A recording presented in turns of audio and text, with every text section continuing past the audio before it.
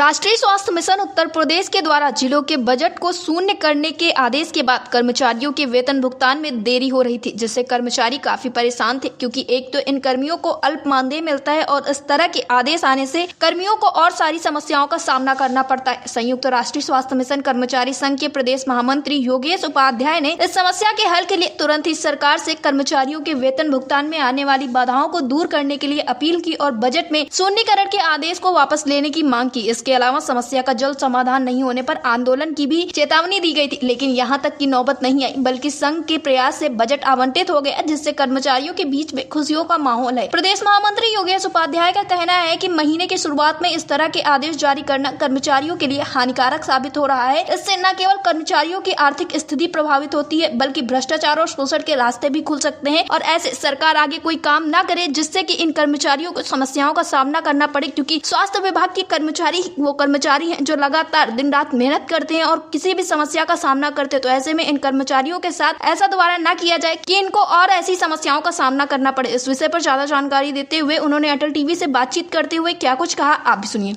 योगेश जी, आपका हमारे चैनल अटल टीवी पे बहुत बहुत स्वागत है। जी धन्यवाद। योगेश जी, जैसा कि खबरें निकलकर सामने आई हैं कि एनएचएम कर्मियों के लिए जो बजट है उसे आवंटित कर दिया गया है, जबकि इसके पहले खबरें आई थी कि इसे रोक दिया गया है। तो क्या कुछ कहना है इस चीज पे और क्या कुछ सच्चाई है इसके पीछे?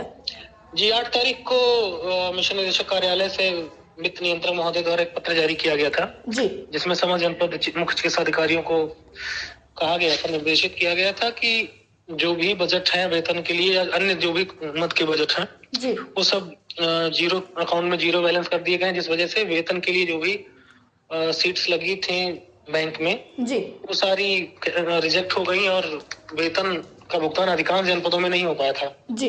इसका प्रकरण का जो विषय है उसको मिशन निदेशक महोदय के संज्ञान में लाया गया जी। इसके उपरांत आज जो है जिलों को बजट फिर से पुनः आवंटित कर दिया गया और रुके हुए जो भी कर्मचारियों के वेतन है वो दिए जाने शुरू हो गए हैं जी। योगेश जी, अचानक से जो बजट रोका गया, इसके पीछे का कोई कारण था या फिर कोई और अन्य समस्या थी? ये कारण तो समझ में नहीं आता। इसका मुख्य वजह तो या तो वित्त नियंत्रक महोदय या मिशन निदेशक महोदय ही स्पष्ट कर पाएंगी क्या रीजन रहा कि ऐसा कोई दिक्कत आ रही, क्या समस्या रही जिलों में, बजट को लेकर कुछ गलतियां हो रही थी या क्या कारण रहा। ऐसे में सुझाव दिया गया था, लेकिन एक थी कि ऐसी जो क्रियाएं की जानी हो तो वो मध्य के अंत में, महीने के अंत में या महीने के मध्य में की जाए, जिससे कि वेतन संबंधित भुगतान में विलंब न हो। एक संविदा कर्मचारी अल्प वेतन भोगी होते हैं, वो अपने वेतन पर निर्भर होते हैं। हर माह उनका जो वेतन आता है उसी से उनकी पूरी माह की एक रूटीन सेट रहता है, कहाँ पे कितना भुगतान करना है। और अगर यदि विलंब होता है तो बहुत सारी कठिनाइयों का सामना करना पड़ता है। ऐसे में समय से वेतन भुगतान होना अति आवश्यक है। कुछ चीजें सुधार हुई थी, 7 से पहले माह के 7 तक वेतन आ जाना चाहिए, ऐसे निर्देश लगातार होते रहे थे, बहुत अच्छे थे। लेकिन अचानक से ऐसा होना बड़ा चिंताजनक रहा है, जिसपे संघ द्वारा तुरंत ही अवगत कराया गया, जिसपे कार्रवाई हुई जी। यानी कि संगठन ने एक बार और कर्मचारियों का साथ देते हुए समस्याओं के हल की तरफ अपना हाथ बढ़ाया। जी बिल्कुल। योगेश जी के साथ कुछ खबरें ऐसी भी चल रही हैं बीच में कि जो सरकार है वो संविदा और आउटसोर्सिंग के कर्मचारी हैं, उनके वेतन को बढ़ाने के लिए या उनके मानदेय में वृद्धि पे कोई बात नहीं करती है, लेकिन जब बात आती है योजनाओं की तो मुफ्त की योजनाओं के लिए सरकार के पास पैसा हो जाता है, जबकि जो कर्मचारी उनके लिए इतने तनमन से काम करते हैं, पूरी ईमानदारी निष्ठा के साथ अपने कर्तव्यों को निभाते हैं। और फिर बात करें अगर स्वास्थ्य विभाग की, तो स्वास्थ्य विभाग के कर्मचारी हर वक्त पे खड़े रहते हैं, फिर चाहे कोविड हो। अभी अगर बात करें एचएमपीवी वायरस की तो सबसे पहले देखा गया कि स्वास्थ्य विभाग वालों के ऊपर ही बातें आने लगी हैं, अब आगे चल के उन्हीं को सब कुछ करना है, लेकिन फिर भी सरकार इस तरफ बिल्कुल ध्यान नहीं देती, जबकि योजनाओं की तरफ उनके द्वारा पूरा ध्यान दिया जाता है।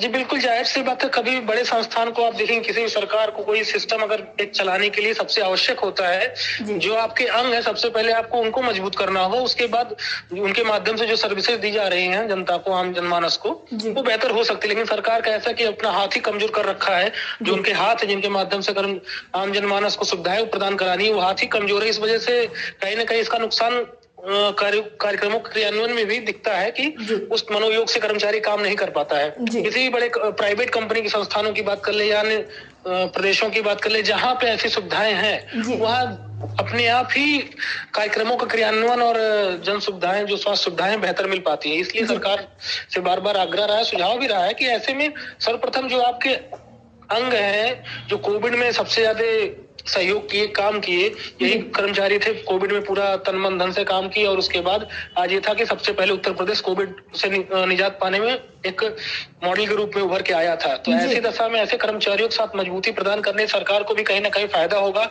इनके हर ब्लॉक तक एक संदेश जाएगा और उस जो कर्मचारी काम करेंगे पूरे मनोयोग से, सरकार का भी फायदा होगा, आम जनमानस का फायदा और कर्मचारियों का फायदा तो होगा ही होगा। जी योगेश जी, अटल टीवी से जुड़ने के लिए धन्यवाद। धन्यवाद।